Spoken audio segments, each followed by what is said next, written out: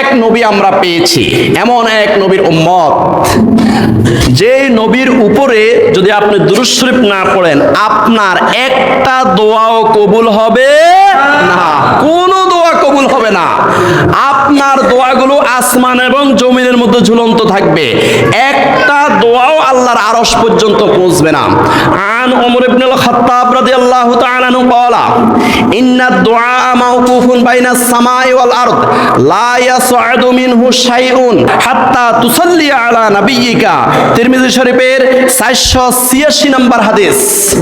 হযরত ওমর ইবনুল খাত্তাব রাদিয়াল্লাহু তাআলা আনহু থেকে বর্ণিত, তিনি বলেন, এই উম্মতে মুহাম্মাদিরা তোমরা ভালো করে শোনো, ইন্না দুআ মাওকুফুন বাইনাস সামাই ওয়াল আরদ, তোমাদের প্রত্যেকটি দোয়া আসমান এবং জমিনের মধ্যখানে ঝুলন্ত থাকে।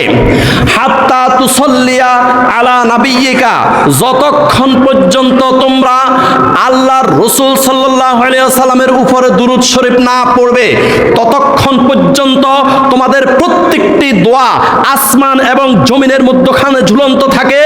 এই দোয়াগুলো আল্লাহর আরশ পর্যন্ত পৌঁছে না।